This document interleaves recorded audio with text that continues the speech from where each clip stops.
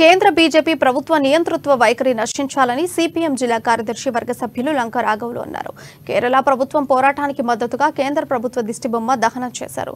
దేశవ్యాప్తంగా నిరసనలో భాగంగా Adilabad RTC bus stand ఎదురుగా కేంద్ర ప్రభుత్వ దిష్టిబొమ్మను దహనం చేసి వ్యతిరేక నినాదాలతో హోరెత్తించారు. కేరళ ప్రభుత్వంపై కేంద్ర నిరంకుశ ధోరణి విడనాడాలని రాఘవులు అన్నారు. కేరళలో వరదల సందర్భంగా పెద్ద ఎత్తున ప్రాణ ఆస్తి నష్టం జరిగితే దీన్ని జాతీయ విపత్తుగా పరిగణించకుండా కేంద్ర నిధులు ఇవ్వకుండా నిర్లక్ష్యంగా వ్యవహరించడం ఎంతవరకు సమంజసమని ప్రశ్నించారు. పైగా సాయం కోసం పంపిన హెలికాప్టర్లకు 120 కోట్లు ఇవ్వాలని కేంద్రం రాష్ట్రానికి లేఖ రాయడం దుర్మార్గమన్నారు.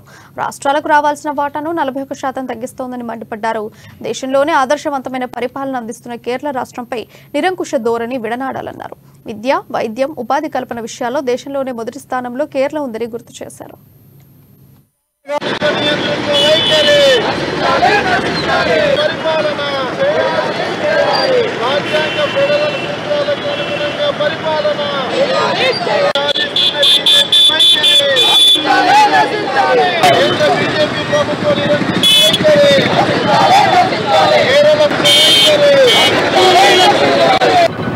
కేరళలోని వామపక్ష ప్రభుత్వం పట్ల కేంద్ర ప్రభుత్వం మోడీ ప్రభుత్వం నిరంకుశంగా వ్యవహరిస్తున్నది.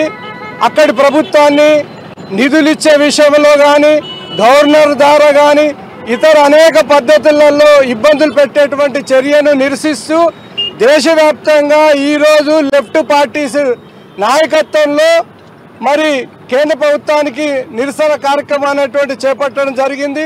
ఢిల్లీలో జంతర్ మంతర్లో వద్ద కూడా వేలాది మందితో నిరసన కార్యక్రమం ఉన్నది. అదేవిధంగా దేశవ్యాప్తంగా కూడా సిపిఎం పార్టీ లెఫ్ట్ పార్టీస్ అక్కడికి వెళ్ళి కూడా ఈ నిరసన కార్యక్రమాన్ని తెలియజేస్తున్నాం. ఇవాళ